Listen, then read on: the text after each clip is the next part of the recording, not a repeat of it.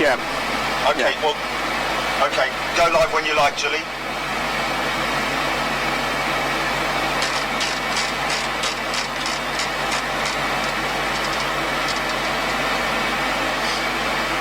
Okay, just check audio.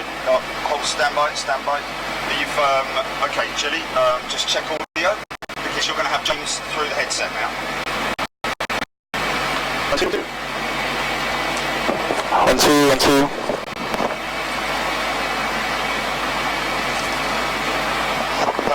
Perfect on your headset. Okay, good morning, ladies and gentlemen. We're just going to wait for the audience to gather. As I may have explained to you on earlier shows, we are going to be featuring a live stream flight simulator test on the Brooklands Concorde here in Surrey in the UK. You are more than welcome to join us on this test flight and audio check flight. I'm here with James. Hello, James. Hi, good morning. James is the flight simulator engineer for today, who's basically been through how many? What was the size of the procedure? The checklist? 2 pages. 2 pages of checklist just for a flight simulator, just to fire this thing up in the morning. So before we set off, we'll just have a look at this at the panel that we're looking at. James, can you explain what's in front of you there?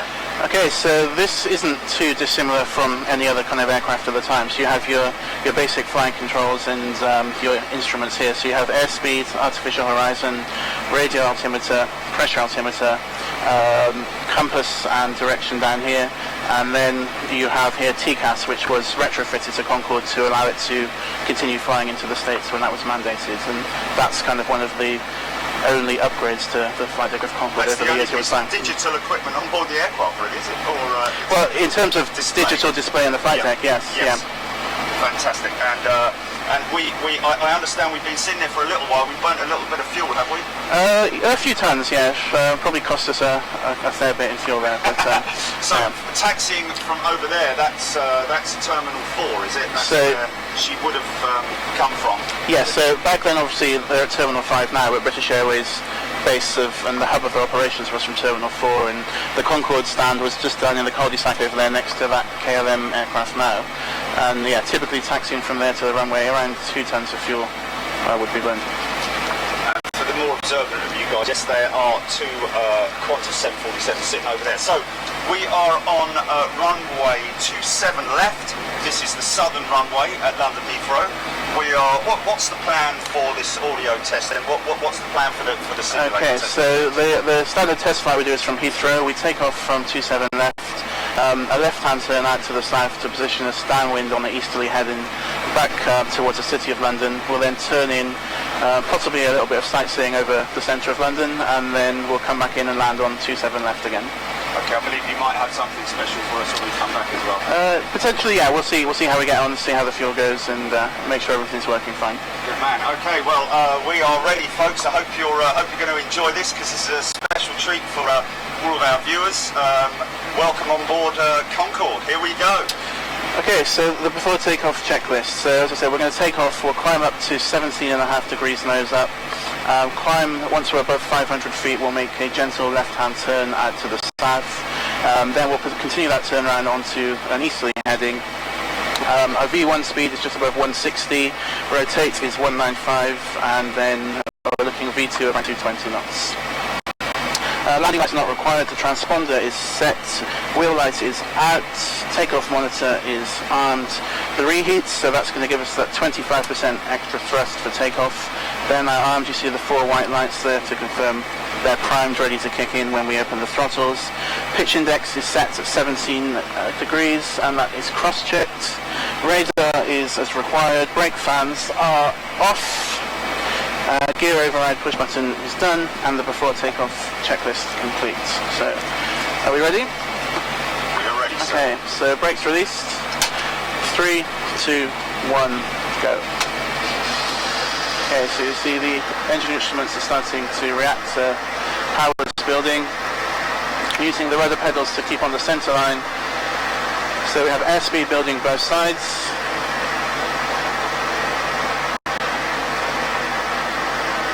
100 knots, power checked.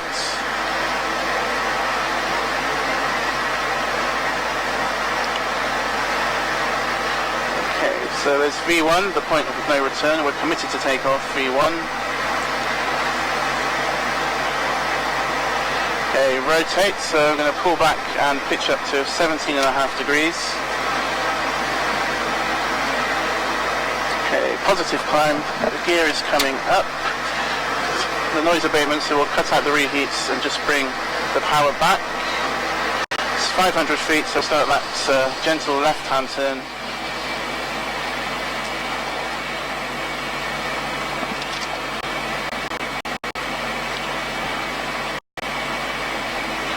So we're climbing just under 2,000 feet a minute now, going through 1,600 feet.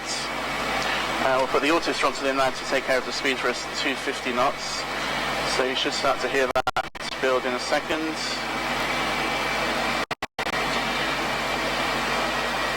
And we'll climb up to 2,000 feet to begin with. Okay, so that's south. We'll keep the turn going now.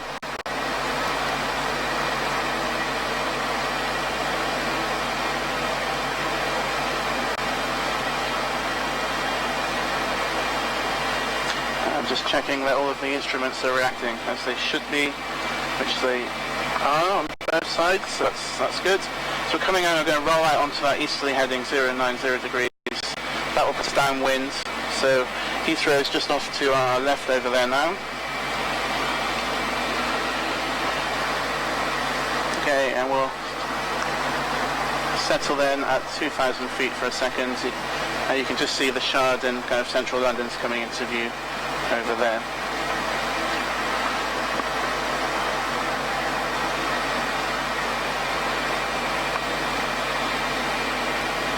Okay, so 2,000 feet, we are level off there. The auto throttle will maintain our speed for us, and what we'll do now is we'll do the nose and visor. So we'll bring the nose up to 0 degrees first of all. It's at 5 degrees of takeoff, so the nose comes up. And then once that's up, we'll bring the visor up as well.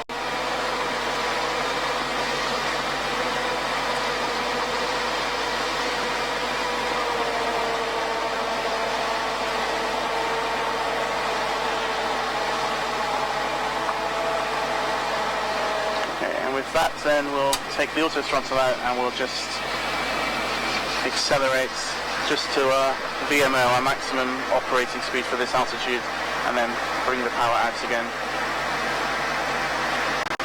So we're accelerating now to 300 knots. And because of the speed coming up, you can see it's now climbing, so we're climbing at nearly 4,000 feet per minute.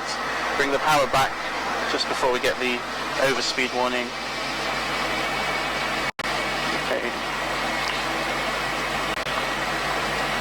And then we'll come back down to 250 knots. So auto throttle will take care of that for us. With London on the nose there, so you can see just over there's Hyde Park, the Shard, the London Eye, Canary Wharf over there. So, okay, so speeds come back, so we'll bring the nose back and visor back down to 5 degrees.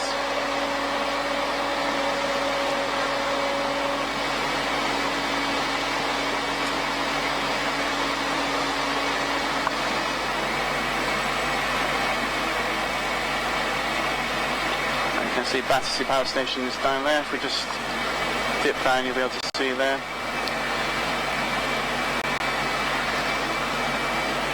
For the O2 and Canary Wharf coming into view over there as well.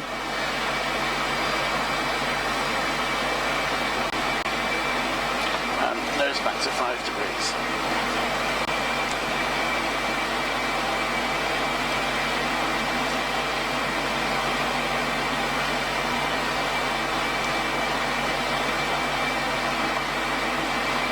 Now we'll descend down low and we'll just make a low pass over London so you can have a quick look, and then we'll head back to Heathrow.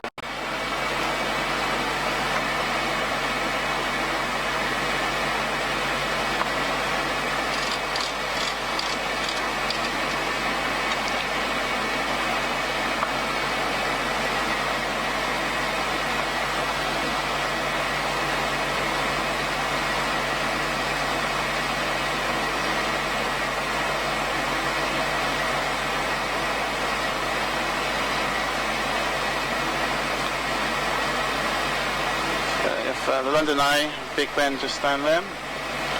There's the Mall and the Buckingham Palace just ahead as well.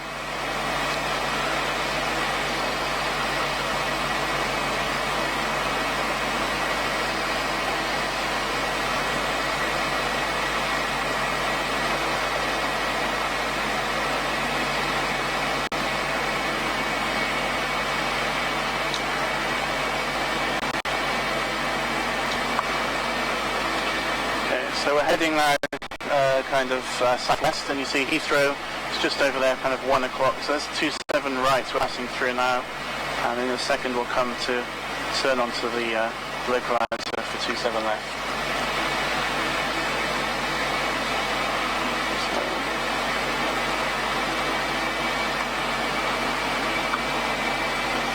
Okay, so I'm going to start the turn in now. I've got the localizer bar there indicating that we're in the right place. We're a little low because of our low pass, but it's not a problem. Okay, so the speed will come back to about 190 knots, which is still quite fast for an approach speed compared to kind of other commercial aircraft. Typically it'd be around 160 knots for now, until around 4 miles out, and then they would slow down. So we'll bring the nose down and we'll take the gear out now. And so glide slope is telling me I'm a little bit low there, so we didn't climb up again after our low pass through London. So we won't descend anymore. We'll just keep the nose up to stop our descent going any further down.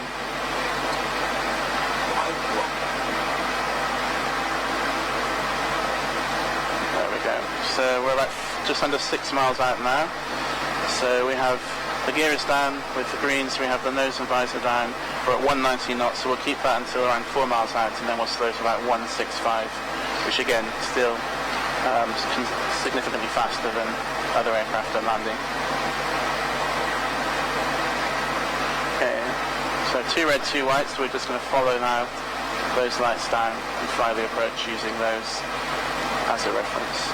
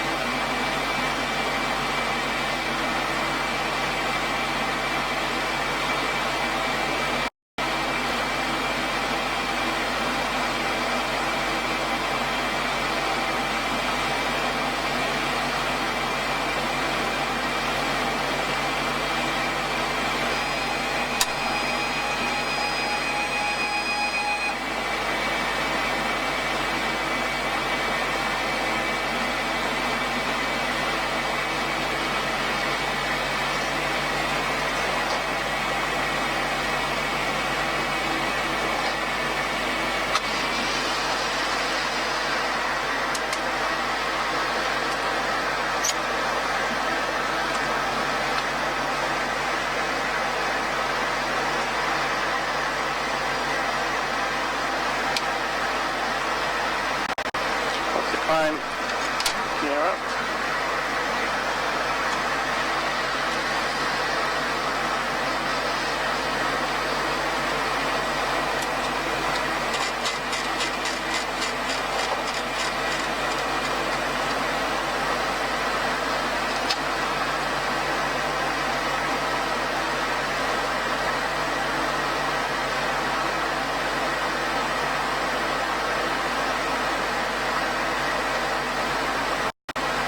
It's a right-hand turn out to the north, and then we'll just come round and do a tight circuit to land again. So, probably passing over kind of Slough and Colnbrook now, I'd imagine.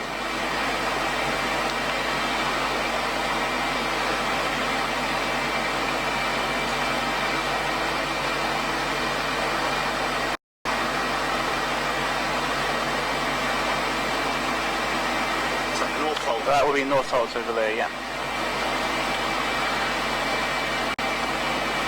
It's a good old M25. Not a lot of traffic Looking today. a little bit empty. Yeah.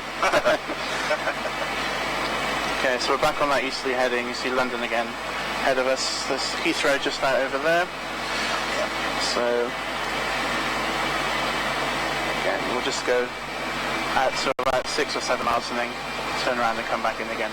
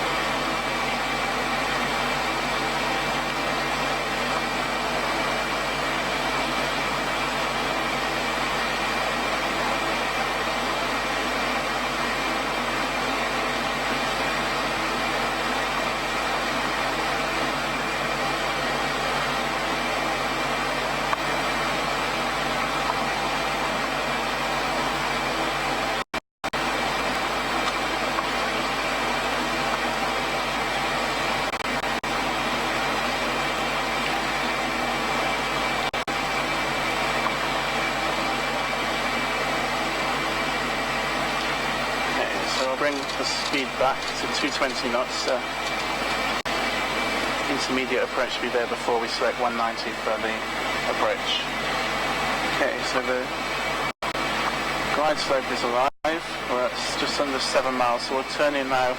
Again, just in kind of over Kensington here in West London. There's Hyde Park over there, and we'll just keep this right-hand turn round and bring us round onto 27 left to Heathrow.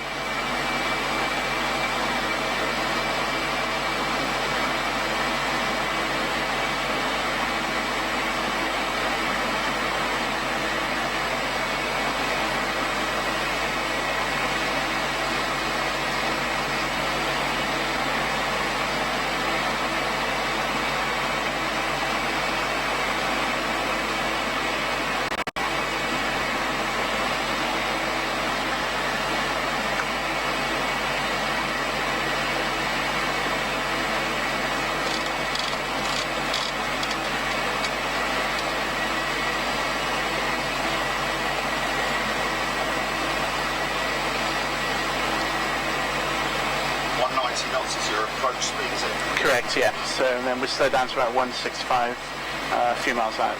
So, okay, so there we are. So we head on that heading. That's putting us southwest, and then we'll turn gently on to final for 27 left.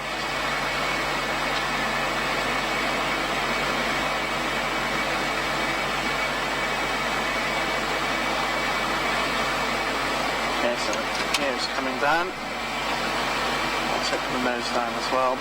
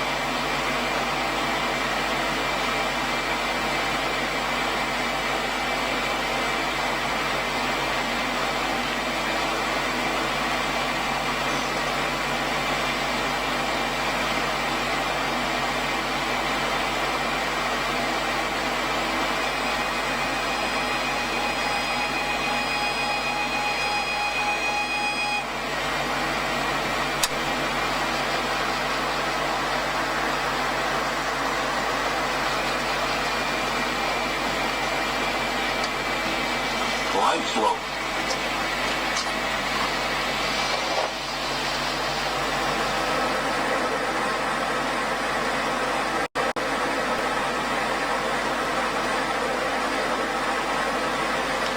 Knots to cancel the reverse, and then just on the toe brakes to come to a stop. Wow, fantastic. And there we are. Thanks so much, James. Really appreciate that. I'm sure everybody else does as well. No doubt there's a few thousand comments going to be coming onto the stream at some point over the next couple of days, and today as well. So listen, thanks very much indeed. I think that was a successful test, most definitely. And thanks so much for helping us out.